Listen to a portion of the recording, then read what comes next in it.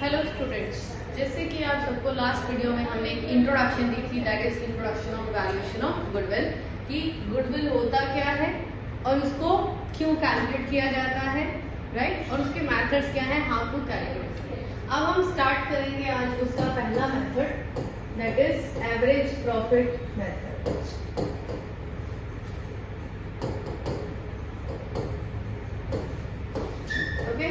Average profit method में क्या होता है, फर्स्ट मेथड हमारा है एवरेज प्रॉफिट। एवरेज प्रॉफिट के अंदर भी तीन मेथड आते हैं। सबसे पहला मेथड हमारा क्या है, सिंपल मेथड। सिंपल मेथड के अंदर क्या होता है, सबसे पहला हमारा स्टेप होता है to find out the average profits. Okay, average profits कैसे निकलेंगे? एवरेज प्रॉफिट का हमारा फॉर्मूला रहता है total profits minus loss divide by number of years. जितने सालों के प्रॉफिट्स हैं उन सबको हमने टोटल करना है। If there is any loss in any year, उसको हम माइनस करेंगे एंड डिवाइड करेंगे नंबर ऑफ ईयर्स के साथ, राइट। जितने भी हमारे नंबर ऑफ ईयर्स होंगे 2, 3, 5, 6, उससे डिवाइड करेंगे। Then the next is goodwill. तो गुडविल निकलेगी average profits into number of years purchase, right. जो हमारे एवरेज प्रॉफिट हमने यहाँ पे कैलकुलेट किए थे उसको हमने मल्टीप्लाई करना है नंबर ऑफ ईयर परचेज के साथ। One thing is this number of year and number of year purchase is a different thing. Number of year हो जाता है जितने सालों के प्रॉफिट दिए होंगे। नंबर ऑफ ईयर परचेज जो है वो आपको अलग से गिवन होंगे इन द क्वेश्चन, राइट। जिसके आगे परचेज लिखा होगा 3 ईयर परचेज, 2 ईयर परचेज, उससे आपने मल्टीप्लाई करना है तो वो हमारी क्या आएगी, गुडविल। ओके, अब एवरेज प्रॉफिट के अंदर क्या है कि कई बार हमें एडजस्टमेंट्स भी आती है।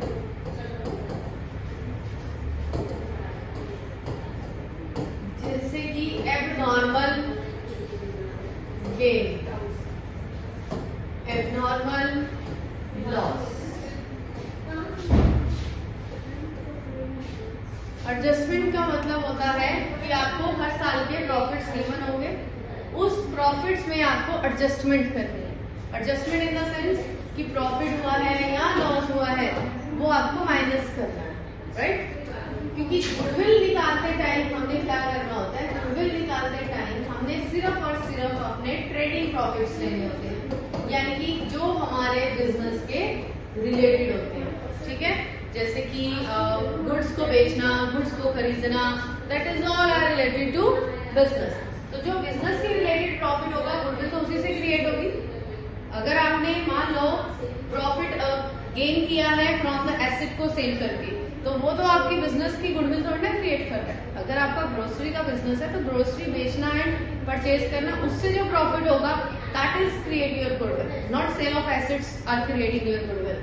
तो हम क्या करेंगे, ट्रेडिंग प्रॉफिट्स को लेंगे। बट क्या होता है, जब फर्म में बिजनेस में हम प्रॉफिट निकालना चाहते हैं तो फाइंड आउट द प्रॉफिट, हमने बहुत सारे ऐसे एक्सपेंसेस और इनकम्स भी डाले होते हैं that is not related to the business, like depreciation, right, and gain on sale of asset, life insurance premium paid, interest on capital.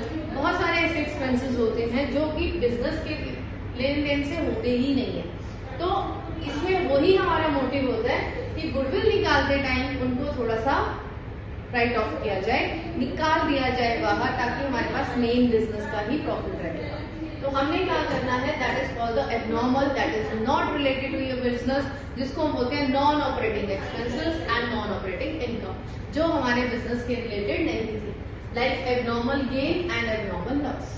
Abnormal gain होगा तो आप उसको माइनस करेंगे, एबनॉर्मल लॉस होगा तो आपने उसको क्या करना है, प्लस, राइट। क्योंकि गेन पहले आपने जब प्रॉफिट एंड लॉस बनाया होगा उसमें आपने गेन को प्लस किया as a income, like commission receive, interest receive, discount receive, but that is not related to your business.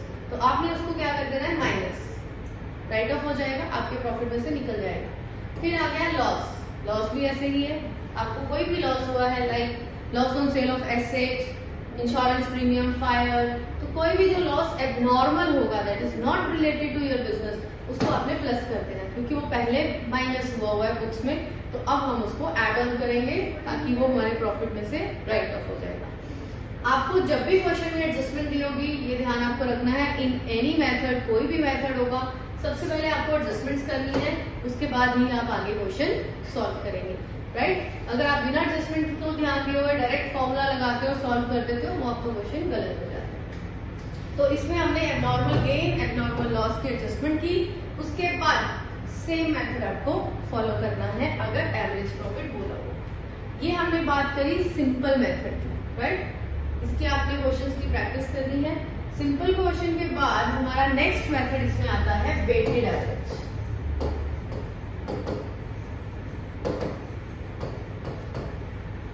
Weighted average profit में क्या होता है,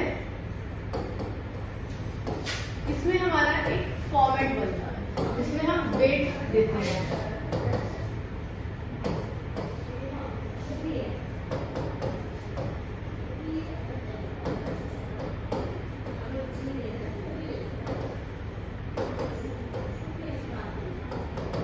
इसका ये है हमारा method, year, profit, weights and weighted profit. Year में हमारा ईयर आ जाएगा 2002, 3, 4, 5। प्रॉफिट में जो हमें प्रॉफिट्स गिवन होंगे, वेट्स भी आपको क्वेश्चन में ही गिवन होते हैं, अदरवाइज 10th तक काउंटिंग तो ऑलमोस्ट आप सब बच्चों को आती ही होगी। नहीं तो आपने क्या करना है, वेट्स में सिंपल काउंटिंग लिखनी है, जहां तक प्रॉफिट्स होंगे वहां तक आप काउंटिंग लिखते जाएंगे, ओके।